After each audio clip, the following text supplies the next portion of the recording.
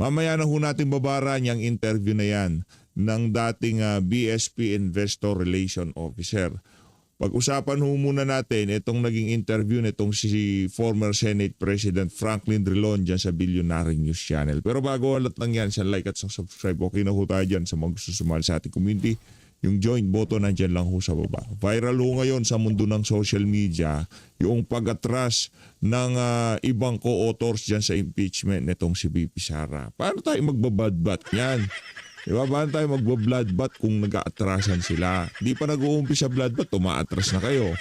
Diba? Ano ho yan mga kababayan? Para na lang ho siguro dahil wala nga naman silang boto, malamang sa malamang dyan sa House of Representatives, mahihirapan din silang kumuha ng sapat na boto para maiakyat yan sa Senado. Kaya para hindi na lang sila mapahiya, para hindi na lang mapahiya ang buong Injustice Committee, yung ginawa nilang mini trial at paninira dito kay Vice President Sara Duterte, ang exit plan nila, mag-atrasan na lang yung ibang mga co-authors dyan sa impeachment nitong si VP Sara. Politiscope, nako, atrasan na, lawmakers reportedly pulling out sa co-author Sara Duterte impeachment bid. Some lawmaker in the House of Representatives are reportedly having second thought about supporting the impeachment of Vice President Sara Duterte just days after House Justice Committee unanimously voted to find probable cause to impeach her. Yan ang problema dyan. Ano nang to ko pinagtulong-tulungan nyo dyan sa Injustice Committee itong si VP Sara. Ngayon, yung mga co-authors nag-aatrasan. Malamang sa malamang napaisip po sila. Malamang sa malamang yung mga constituent nila siningil sila o pinuntahan yung mga congressman at sinabihan, huwag yung i-impeach si Sara. Alam nyo naman kung sino dapat ma-impeach. Yung nagdispalko ng daang bilyong pera ng sambayan ng Pilipino. Yung nagnakaw, yung nagsilid sa maleta, yung diniliberan ng maleta, yun ang dapat ma-impeach ngayong mga panahon na to. Diba? Doon pa lang mga kababayan, kahit ako, kung congressman ko man, kung isa man ako sa nasasakupan ng isa sa mga nag-co-authors diyan sa impeachment na ni VP Sara, pupuntahan ko congressman ko. Sasabihan ko siya, congress ko. Huwag naman yung ganyan. Hindi ho sa interest ng sambayan ng hindi naman sa interest ng iyong mga constituent na ginagawa niya. Interest yan ng Malacanang na matanggal yung si Vice President Sara Duterte. Di ba? Ngayon, atin nung abangan kung ano ang kahinatnan ng pag-atras na ng ibang mga co-authors diyan sa impeachment na yan itong si VP Sara. Direkta ho tayo dito kay former Senate President Franklin Drilon. Meron akong pagkabayas itong interview niya na to, pero kahit paano makikita ho natin kung paano mag-isip ang mga dilawan, pinklawan. Kung paano yung magiging depensa ng mga gumugusto na ma-impeach VP Sara diyan sa Senado. Kaya ho natin pinapalabas to para kung sakaling marinig nyo itong mga ganitong klaseng argumento, hindi na ho kayo magulat. Kasi sigurado gagamitin niya ng mga nakaupong senador na gustong ma-impeach si VP Sara. Hindi ko kasi pwede na, wag na natin panoorin yan kasi dilawan, pinklawan yan. Hindi ko ganun yun. Para at least kung magkaroon man ng mga argumento sa Senado, hindi na ho tayo magkagulatan. Kung ano man sasabihin dito ni former Senate President Franklin Drilon, malamang sa malamang, yun din ho ang mga gagamiting argumento ng mga kaalyado niyang senador kagaya ni Bam Aquino, Kiko Pangilinan, Risa Hontiveros, Tito Soto, Ping Lacson. Yun ho mga gagamitin nilang argumento dyan sa impeachment nitong si Vice President Sara Duterte. Pakinggan ho natin mga kababayan. Ugnay po ito nung AMLAC report. There was, I know it was Congressman Joel Chua who was saying, who shut it and saw that there were no cash on hand or cash on bank. I'm not sure if one or both. Basta there were 6 years na wala daw nakasulat na cash on hand si Vice President Sara Duterte. Is that odd? Is that? Odd. Well, it is odd in the sense that the bank records are already made public. And certainly there is cash in bank at the very least. And that is an asset no matter how you argue it. And that is why you are required to report it in your statement of assets and liabilities and net worth. But 6 years of no cash on hand or cash in bank? Well, firstly, the actual records proves that that is wrong. The actual record presented by the AMLC shows that there was cash. Inflows and outflows. Inflows and outflows, in fact. And to follow up on that, Senator, Attorney Poe was saying that nalagay ho kasi sa others, hindi po nalagay doon sa cash on hand or cash in bank. It was put in, I think, others or various. Is that acceptable? I haven't seen this Alem. I do not know what others. As I said, you are supposed to state your assets and your liabilities. So that's in law you give it a plain meaning. So Assets, it's assets, liabilities. liabilities and liabilities, and the form required of public officials when they submit their SALN is that you point out, you specify what are your assets. Bank deposits are assets. No matter what you say, no matter I think how you... there was a Congressman Ridon, who had asked for a clarification, that might not be the right word, or the format that must be used for the SALN if there is cash, if it can actually be put in Other others assets. or others or various. I think hiningi niya po yun, and I remember Congresswoman Jinky Luiser said they can, pero they have ruled on probable cause already. So, the box of BIR records. There was a box, Senator, with the ITRs or bank records of the Vice President and her husband, Attorney Man Scarpio, to which the congressmen and women decided not to open. Well, because it is only an investigation to determine whether the complaint is sufficient in substance. The matter of the ITR, or Internal Revenue Reports, in the judgment of the committee, there is already enough to establish that there is sufficiency in substance.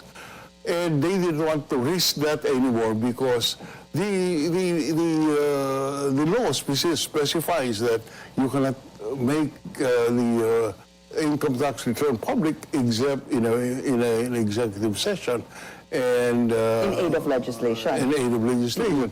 So they were concerned that there could be arguments in favor of their having opened those BIR accounts. But for what? I support the theory of the committee that let it be tackled in the Senate because we do not need that for purposes of establishing substance. Probable cause. Probably, actually, establishing that it is sufficient in substance. We do not need the ITR records. But that vote had been made. 38 said would not open it. I think 6 said let's 6 or open 7, it. yeah. Natalo po yun. Yeah. Let's open it. But just in general terms, does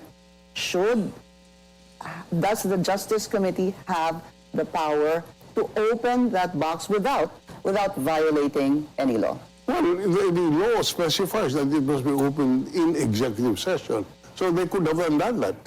But Was it an executive session and in aid of legislation, or an executive session? I can't recall exactly, but one thing I remember is that it must be in aid,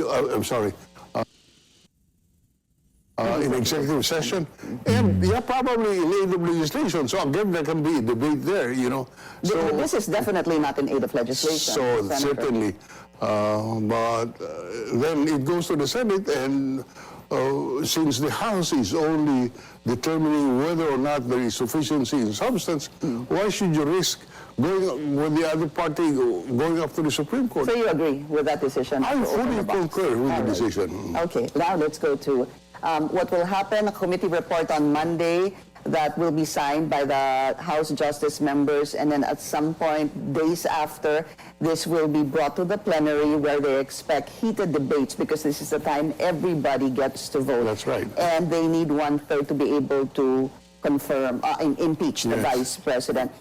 When it gets to the Senate, Sabi na po ni Senate President Tito Soto, agad-agad. They will convene. Sabi niya, even the day after they receive the articles of impeachment. Again, assuming that aabot po ito sa Senado. Quick question on this, sir. Did you get any clarification with the Supreme Court ruling on forthwith? Lumabas po ito very recently, April Right. 29. Ang sabi po ng Supreme Court, ang ibig sabihin po ng forthwith, within a reasonable time, which may be longer or shorter, depending on the circumstances of each case. Nobody agrees with that among the legal profession. I mean, You look, yeah. but having said that, But did it clear it up? This you know, the rule in statutory construction is you give the word its ordinary meaning. Now, forthwith, what does it mean immediately now? But the Supreme Court said, no, it's not necessarily so. But they said that it is discretionary and the interpretation of the Senate is superior as to when they will convene. In other words, they recognize the jurisdiction of the Senate insofar as the interpretation of forthwith is concerned. So, Senate President Soto said it will be tomorrow. And unless he is overturned by the majority, then the trial will take place. But that is my question, Senator. Is it going to be up to the Senate President to decide now what forthwith is? Because if the Supreme Court says within a reasonable time, which may be longer or shorter depending on the circumstances of each case, that becomes a judgment call of the Senate President. It is a judgment call of the Senate President which can be reversed by the plenary. Correct. But until the plenary reverses it, he sets the date. Okay, we start convening tomorrow. If somebody questions it and says, you are wrong, Mr. Senate President, if one senator says, and that senator who questions Senator Soto would have the majority, then Senator Soto can say goodbye to the Senate presidency. So I guess at the end of the day, it's up to the 24 senators. That's correct, Yeah, because we are the hindi lang po yung independent Senate body. And at least the Supreme Court recognized that the Senate can interpret it in its own discretion. Yeah, because basically there was a ruling also part of it, not in these words, that it's not just up to the Senate President, but the impeachment court itself. Basically saying it's up to all 24 That's of correct. you. That's correct. But the way it is implemented is the Senate President and the majority leader, presumably with the support of the majority, says the trial will take place on June 1 or whatever.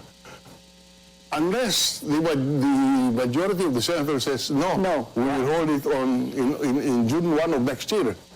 That stands. Now, if the majority of the senators says no, it should be on June 1 next year, then it's the end of the Soto presidency. But did this decision of the Supreme Court make the meaning of forthwith more vague? Did it add more questions? Or could it have been an easier response on what forthwith means? You know, I agree with the latter. It should have been an easy response. But as we have been taught in the in college, the Constitution is what the gods of Padre Faura says it is. Yeah. So we accept it is. that. I accept as a lawyer. All right. Do you see an impeachment trial happening as a last question, Senate President? Yes, sir. I think the Soto Senate President Soto has said it will take place, and he interpreted forthwith as immediately. Para namang, ito naman si Senator Franklin Drilon, para namang nakalusot na sa plenaryo dyan sa House of Representatives. Para namang nasagot na yung mga katanungan nitong si Congressman Egay Irisis dyan sa plenaryo. No? Para namang nasagot na yung mga katanungan nitong si Kong Marcoleta. Ang dami kong magtatanong dyan. Doon sigurado magkakaalaman kung anong mangyayari dyan sa impeachment na yan. Sa Senado, oo, siguro. Pwede, magdire-diretso, mag-forthwith sila. Pero hindi rin sigurado na mai-impeach siya. Ang sigurado ho dito mga kababayan, yung mga co-authors di umano nag-aatrasan na. Yun pa lang ho, napakapangit ng signal nun. Napakapangit ng signal nun na ipinapakita dyan sa impeachment na yan, itong si BP Sara. And that is something that the Supreme Court should no longer interfere with. Yun. Dito na ho tayo sa former head BSP Investor Relation Officer. Panoorin ho natin ito mga kababayan dahil nga naman ngayong mga panahon na to, maraming mamumuhunan nawawalan ho ng gana sa Pilipinas dahil nga imbis na unahin yung seguridad, unahin ng kawalan ng pagkain, trabaho, di ba? Ang inuuna ho ng administrasyon na to impeachment nitong si BP Sara. Rekta ho tayo dito, Gig. Ano hong mga posibleng mangyayari sa mga susunod na panahon? Yung may rason sila para umiwas muna sa Pilipinas. Kasi Ma'am Cora, via Zoom, magandang hapon po sa inyo. This is Yan. Henry Uri and I'm with my partner Karen Oyong. Ma'am? Magandang hapon po, ma'am. magandang hapon sa inyo, Henry and Karen, and thank you for inviting me to your show. Opo, it's an honor. Kami po ang magpapasalamat sa inyo at kayo po yung nagpaunlak sa amin. Ma'am, kumusta na ang ekonomiya ng bansa? Kumusta na ang Pilipinas pagdating sa negosyo, sa Nako. investment? May sakit. May sakit na ang Pilipinas. Ang ekonomiya natin kasi hindi na magandang takbo niya ngayon. Nakita naman natin nung fourth quarter nung last year, no? 3% na lang yung growth ng economy natin. Samantalang ang fourth quarter normally mataas yan kasi holiday season yan eh. Normally maraming or buoyant ang economy pagka ganyang panahon dahil marami nagpa-party, marami bumibili pang regalo, ganyan kasi Christmas, ganun. So, normally, active ang fourth quarter. Pero the fact na 3% lang yung tinaas niya, ibig sabihin, medyo mahina na talaga yung mga pillars ng growth niya, no? Lalo na yung investments at saka yung government spending. So, ang tumataguyod na lang talaga sa growth na yon, ang nakikita ko ay ang OFW remittances. Oo. Meron kayong binabanggit in one of your posts, ma'am, and I'll go by reading this. Ang binabanggit po ninyo is worst Philippine president drove business confidence down to its lowest in 25 years. And then merong binahagi po kayo ritong graph na from 2021 na mataas yung confidence index. Pagdating po nitong 2026, tama ba ito? Tila March 2026. biglang bumulusok ho ito into a negative bumagsak siya talaga. negative 24.3. Ma'am, paano po ninyo nasabi ito at ano po ba ang nangyari? Bakit naging ganito? So yung business confidence index, hindi yan galing sa akin, galing yan sa Opo. Bangko Sentral. Yeah. So lagi nilang ginagawa yan every month. So sinasite ko lang yung mga numero nila. So ibig sabihin yung business confidence index na yan, mas marami ang hindi maganda or pessimistic sa economy natin kaysa dun sa mga optimistic. Kaya ngayon naging negative 24 and supposedly that's the lowest in 25 years. Alam mo, Henry, since 1985, no, 40 years ago, I've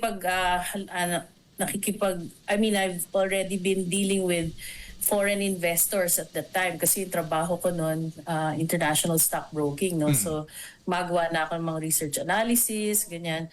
So, nung time na yun, hanggang ngayon ko lang talaga na-experience sa pakikipaghalubilo ko sa mga foreign investors, no?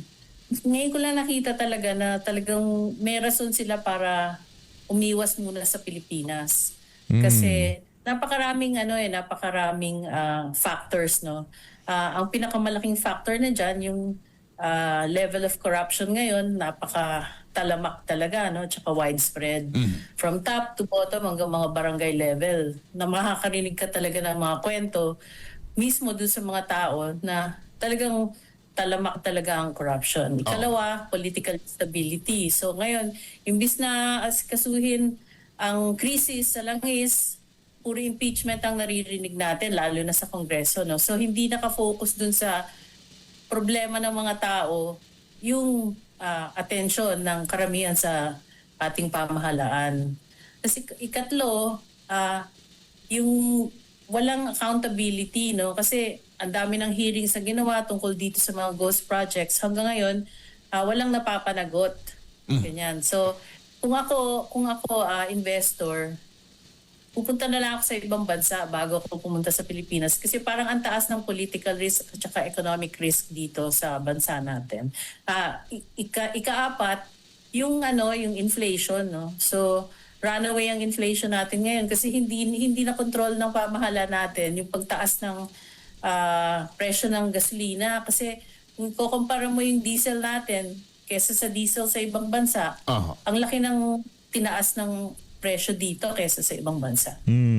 Okay, so Opo. So, Sige, go ahead. Ma'am Cora, yung mga nabanggit yung mga factors ay within po kumbaga internal factors po dito sa Pilipinas. Pero how about yung mga external factors? Kasi nakaka-compound din po ito, no? Katulad po ng krisis sa Middle East, may mga iba pa pong mga factors like US tariffs, yung mga ganito pong mga issues, Ma'am Cora? Kaya nga sinabi ko sa inyo, 'di ba, nung fourth quarter, mahina na talaga yung ekonomiya. Kung walang OFW remittances, malamang recession na tayo.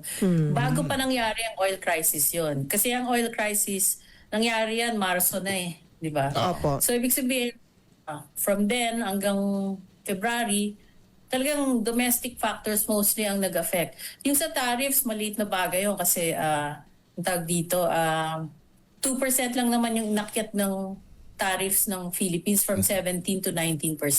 So hindi malaking bagay 'yon.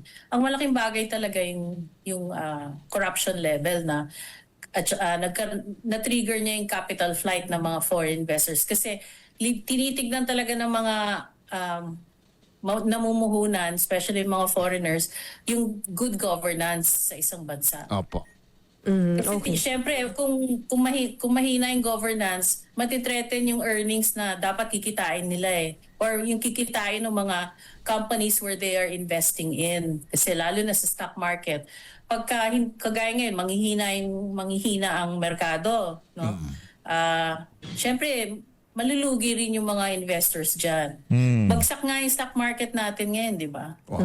Okay. So, Ma'am Cora, given all these reasons po, at mga factors, ano po ba dapat ang una munang tutukan ng ating pamahalaan para kahit paano po ay makabawi tayo unti-unti, makabawi po ang ating ekonomiya at maramdaman po from the grassroots or the ground level po yung kahit konting kaginhawaan po amidst all this crisis po, Ma'am Cora?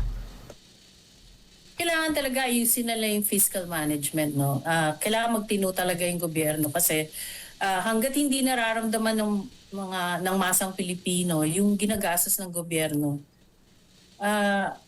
hindi yan mag-aano sa consumer confidence, hindi yan magre-resulta sa consumer confidence. By the way, walang personalan dito. Talagang tinitingnan ko lang lahat talaga yung mga numero na nakikita ko sa mga report ng government din mismo.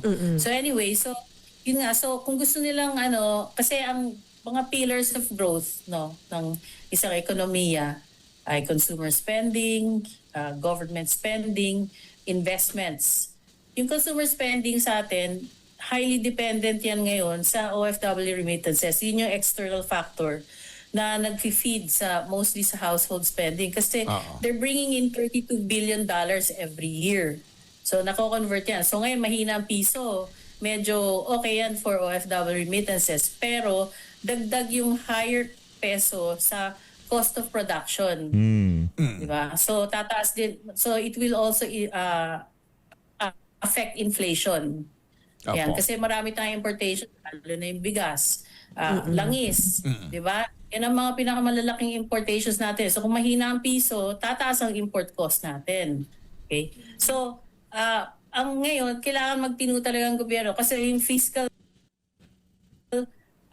budget natin, deficit ng 2 billion. So yung 2 utang billion, natin grabe. ngayon is 18 trillion pesos, no? So kung ang deficit is 2 trillion, tama ba? 2 trillion. So lalaki na naman yung utang natin to 20 trillion. Grabe. In fact, yung debt service natin as of March, dumoble na from last year.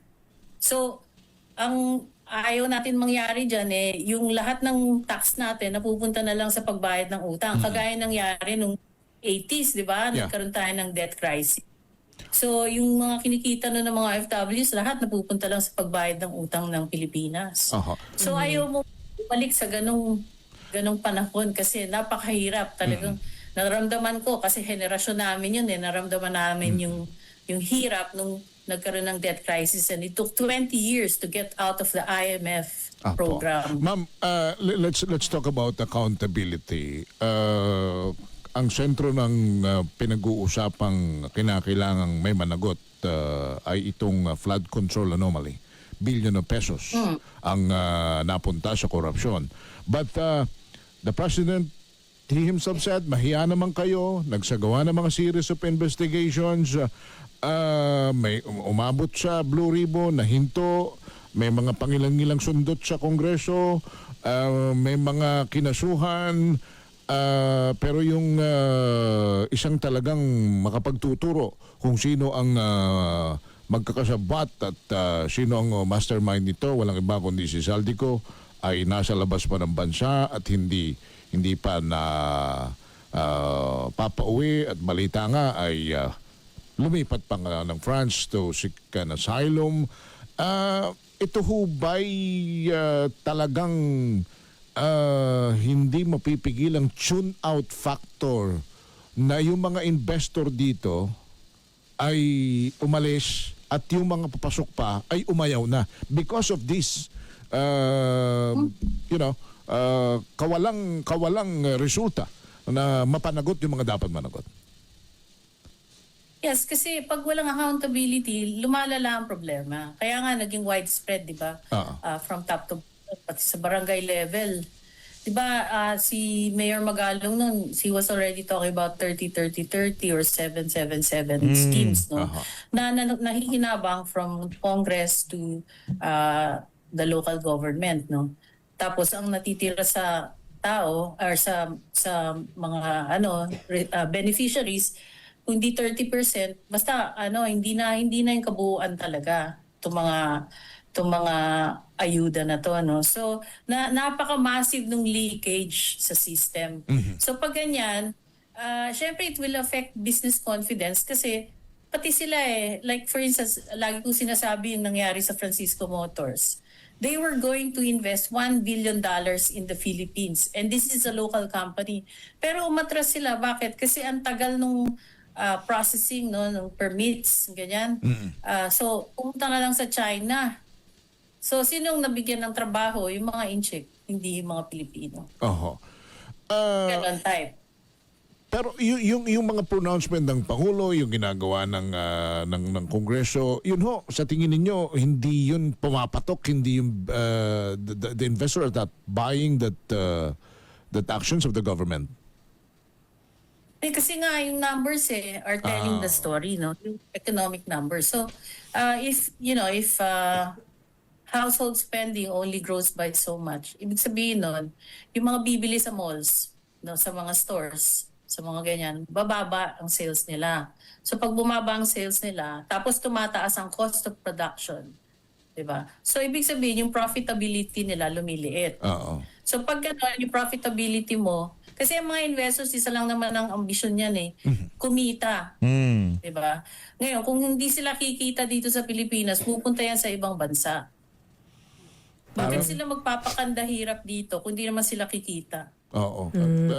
Yung buwis nila na nakawin pa. Tama po ba? Maaaring ganun, di ba? Ngayon, nararamdaman niya ng mga tao ngayon na parang, bakit anong ginagawa sa buwis ko? Kasi parang wala ako nakikitang malalaking projects ngayon So ma'am, dahil kayo may ang inyo pong expertise at background na ekonomiya at of course galing nga rin po kayo sa Bangko Sentral ng Pilipinas, naging usapin na rin po kasi yung mga free trade agreements, specifically po with the European Union. Let's just take that for example. Ang daming beses po na naudlot at ilang rounds na po ng negotiations. I think mag-commence po ulit this coming I think next month po ba yun ulit for the 6th round. Pero kasi isa pong mahalagang component din po ng FTA at ng mga European countries po ay gusto nila meron anti-corruption and human rights component po ito na nakikita na sumusunod po tayo, tumatalima po tayo dito. So do you think in this case, ready na po ba tayo for these components po? Dahil for some investors or siguro most of the investors, mahalaga po sa kanila to. So that baka hindi lang po galing sa European Union, baka sa iba pong mga bansa pa, mga potential investors. Kasi they want to feel, nakausap po namin personally po si EU Ambassador to the Philippines, si Massimo Santoro. Sabi niya na European investors would like to feel safe not just for 1 year, 2 years, but for the longest period, like more than that, 50 years at the most, sabi nga niya pong ganon. So what is your comment about this, Ma'am Cora? Actually, talagang binabantayan na ngayon ng mga investors talaga. At saka yan, mga trade partners natin, ang governance. So kaya, in fact, ang mga companies ngayon, mga publicly listed companies, kailangan silang magbigay ng sustainability report. Yung sustainability report na yan contains yung performance nila when it comes to governance, when it comes to the environment and social matters, no? And labor practices din pala, Ma'am Cora. Tinitignan din nila yan kung paano pinapatakbo ang ating ekonomiya at ang ating pamahalaan. So kung nakikita nila na hindi maganda ang takbo, pahihirapan nila tayo ng pahihirapan. So kaya sabi mo hanggang ngayon walang nangyayari kasi nakikita nila na wala rin nangyayari pagdating sa good governance. So as far as the policy sa investment, sa pagninegosyo, sa pag-akit ng mga investor is concerned, wala ho bang nakikitang kumbaga palatable o yung attract, somehow na ma-attract yung mga negosyante na pumunta rito kaysa, ayaw ko naman sabihin magtiyaga, kundi maski pa paano mag-invest pa rin sapagkat masisipag naman ng mga Pinoy, resilient, maraming maayos naman maski pa paano ang Pilipinas. Pero, I-add ko lang din, partner, na mga investors, nakikita rin nila sa Pilipinas na very young yung ating working population. Mga bata, mga early 20s, so a strong young workforce. Yeah. And magaling po mag-English din, so walang language barrier. So yung polisiya ho, let's deal about policy. Anong polisiya ang dapat sa lalong madaling panahon ay ayusin ng gobyernong ito? Otherwise, baka in 5 to 10 years baka puro OFW na lang talaga at papaano kung may mga krisis sa Middle East, may mga ibang mga geopolitical issues, nagkakaroon ng digmaan sa iba-ibang mga bansa, pag naapektuhan ng mga OFW, delikado tayo, Ma'am Cora. Actually, nakakalungkot talaga kasi as you said, yung demographics natin, bata. Tapos, so they're entering the productive stage kasi ang average age ngayon ng Philippines is 27 years old. So entering the productive stage. Pero hindi lang naman labor ang component ng isang company, di ba? Ang isa pang pinakamalaki is raw materials. Tapos electricity, ganyan. So labor, mura dito. Pero pagdating sa cost of production, yung lalo yan, nag-i-import, madalas nag-i-import. Tapos ang gasolina dito mas mahal kaysa sa ibang bansa. Ang electricity mas mahal kaysa sa ibang bansa. So anong pwede mong ibenta sa Pilipinas ngayon na pwedeng maka-attract na, kasi nga like I said, ang primary consideration nila is to make money, to make profits, no? Kasi kapitalismo ang gusto mong patakbuhin Ganyan ang pag-iisip ng mga investors. So, paano mo sila ma-attract kung hindi naman sila kikita masyado dito? Yung margin dito mas maliit kaysa sa ibang bansa. Kaya, kita mo, Vietnam, naunahan na tayo. Di ba? Nung nag-uumpisa pala ako noong 1985, kasabayan pa lang natin ang Thailand, Malaysia. Medyo nauna pa tayo yata sa Malaysia at the time. Pero ngayon talagang we're way behind Thailand and Malaysia and even Indonesia. At naunahan na tayo ng Vietnam when it comes to foreign investment attraction. Oh. So, bakit ganun? Nakatulong din po ba, Ma'am Cora, na of course ang chairship ng ASEAN ngayon ay Pilipinas, ano? So this is our time, ika nga, to shine, no? To promote our country and our businesses. What do you think should our government do about this? Well, they have to really clean up the government as early as now. If there is that political will, no?